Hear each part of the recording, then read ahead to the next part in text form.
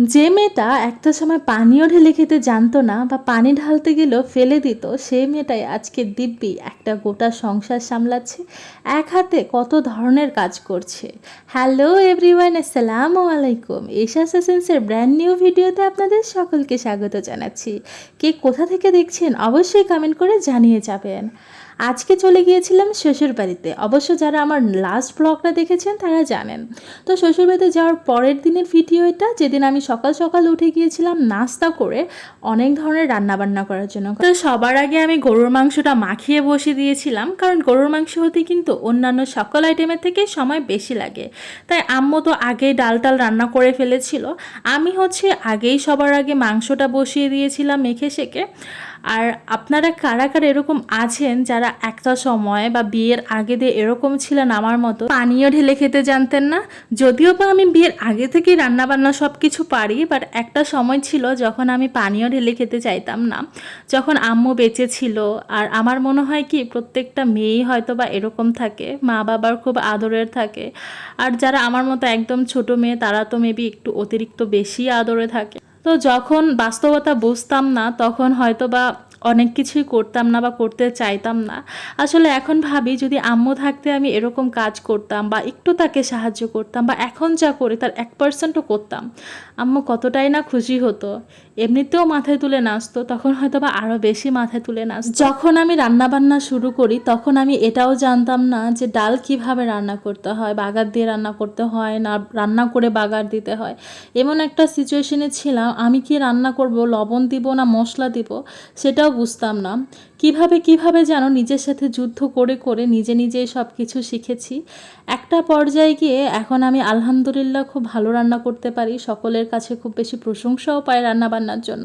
কিন্তু একটা সময় ছিল এরকম রান্নাবান্না করতাম আমার আব্বু ঠিক মতো খেতেও পারতো না, এতটা অখাদ্য রান্না করতাম।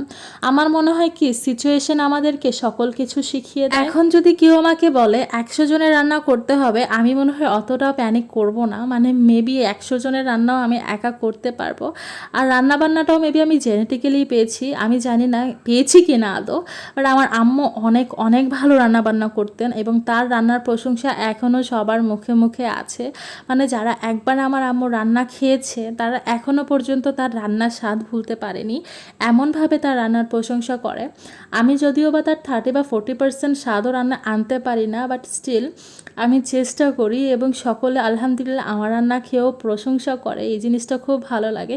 এই যে যেমন শ্বশুরবাড়িতে গিয়েছি, মেহমান আসবে, তাই শ্বশুর আগে ভাগে বলে দিয়েছিল যে সকল রান্নাবান্নার দায়িত্ব তোমার। এজন্য কিন্তু আগে ভাগে উঠেই আমি রান্নাবান্না শুরু করে দিয়েছিলাম। তো ওই তো গরুর মাংস বসিয়ে এখানে আমি রোস্টটাও রান্না করে নিয়েছিলাম, আর ডিমটা আমি রোস্টেই দিয়ে দিয়েছি। এক আপুর ব্লগে আমি দেখেছিলাম আসলে আলাদা আবার ভুনা করার থেকে আমার মনে হয়েছে রোস্টের সাথে দিলেই ভালো হবে, কারণ আলাদা গ্রেভি ডিমের ভুনার কেউ অতটা বেশি পছন্দ করে না, আমারই পছন্দ না অ্যাকচুয়ালি। তো এদিকে আমার গরুর মাংসটাও হয়ে যাচ্ছিল, মানে অনেকটা হয়ে গেছে, কষানো হয়ে গেছে, ঝোল দিয়ে দিয়েছি। তারপরে মানে যখন আমার রোস্টটা একদম হয়ে গেছে, তারপর লাস্টে আমি কেওড়া জল এবং ঘি দিয়ে এটাকে ঢেকে নামিয়ে নিয়েছি। আজকে অনেক ধরনের আইটেম করা হয়েছিল, সবগুলো আমি ভিডিওও করতে পারিনি কারণ এত বেশি কাজের চাপ ছিল।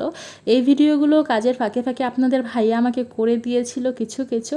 যেমন সাথে ছিল আরও মাছ ভুনা ছিল, নদীর মাছ ভুনা করেছিলাম, সাথে ছিল চিংড়ি মাছ ভুনা, কাবাব ছিল, ডাল ছিল, ভাত ছিল।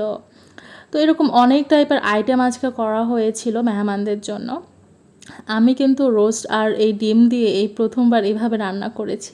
আমি জানি না আপনারা কেউ এইভাবে করেন কিনা, বাট আমি একটা আপুর ব্লগে দেখে আমি ভাবলাম যে এত ঝামেলা না করে একসাথে দিয়ে দিই। তো এই তো এরপরে আমার চিংড়ি ভুনাও হয়ে গেছে, এদিকে দই বসিয়েছিলাম। আমি একটু অতিরিক্ত বুদ্ধিমান, তো তাই দেখেন এভাবে টিনের একটা রুমের উপরে আমি রোদে রেখে দিয়েছিলাম যেন দইটা খুব দ্রুত জমে যায়, এবং আলহামদুলিল্লাহ সেটা বসেও ছিল। আর এই ছিল একটা ছোট্ট ব্লগ শ্বশুরবাড়িতে। আশা করি আপনাদের সবার ভালো লেগেছে। সবাই আমার জন্য অনেক অনেক দোয়া করবেন এবং আজকে এই পর্যন্ত। আল্লাহ হাফেজ।